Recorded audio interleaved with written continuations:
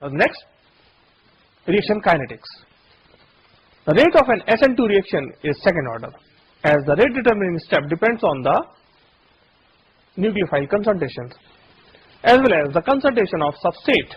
The R is equal to K, concentration of Rx and concentration of nucleophile. This is a key difference between the SN1 and SN2 mechanism. In the SN1 reaction, the nucleophile attack after the rate limiting step is over, whereas in SN2 the nucleophile forces of the leaving group in the limiting step.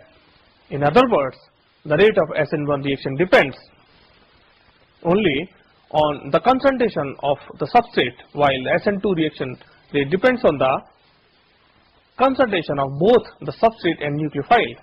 In cases where both mechanisms are possible, for example, at a secondary carbon center, the mechanism depends on solvent, temperature, concentration of the nucleophile or the leaving group. SN2 reactions are generally favored in primary alkyl halides or secondary alkyl halides with an aprotic solvent.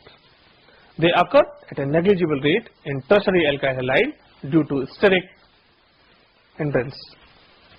It is important to understand that SN2 and SN1 are two extremes of a sliding scales of reactions. It is possible to find many reactions which exhibit both SN2 and SN1 character in their mechanism. For instance, it is possible to get a contact ion pair formed from an alkyl halide in which the ions are not fully separated. When these undergo substitution, the stereochemistry will be inverted as in SN2 mechanism. For many of the reacting molecules, but a few may show retention of configurations. SN2 reactions are more common than SN1 reaction. Now, E2 competition. A common side reaction taking place with SN2 reaction is E2 elimination. The incoming anion can act as a base rather than as a nucleophile, accepting a proton and leading to formation of the alkene. This effect can be demonstrated in the gas phase reaction between a sulfonate and a simple alkyl bromide taking place inside a mass spectrometer. With ethyl bromide, the reaction product is predominantly the substitution product. As a steric hindrance around the electrophilic center increases, as with isobutyl bromide, substitution is disfavored and elimination is predominant reaction. Other factors favoring elimination are the strength of the base. With the less basic benzoic substrate, isopropyl bromide reacts with 55% substitution. In general, the gas phase reactions and the solution phase reactions of this type follow the same trends. Even though in the first, solvent effects are eliminated. The next, nucleophilic aliphatic substitution at saturated carbon centers. In 1935, Edward D. Hughes and Sir Christopher Ingold studied nucleophilic substitution reactions of alkyl halides and related compounds. They proposed that there were two main mechanisms at work, both of them competing with each other. The two main mechanisms are the SN1 reaction and the SN2 reaction.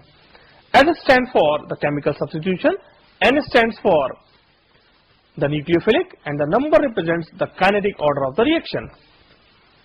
In the SN2 reaction, the addition of the nucleophile and the elimination of leaving group take place simultaneously. SN2 occurs when the central carbon atom is easily accessible to the nucleophile.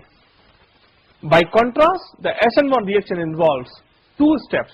SN1 reactions tends to the important when the central carbon atom of the substrate is supported or is surrounded by the bulky group. Both because such groups interfere stereotically with the SN2 reactions and because a highly substituted carbon forms a stable carbocation. There is a graph showing the relative reactivities of the different alkyl halides towards SN1 and SN2 reactions. An example of a substitution reaction taking place by a so-called borderline mechanism, as originally studied by Hughes and Ingold in the reactions of 1-phenyl ethyl chloride with sodium methoxides in methanol. Reaction rate is found to the sum of SN1 and SN2 components, with 61% taking place by the latter. The nucleophilic substitution of at carbon is the SN1 mechanism and the SN2 mechanism.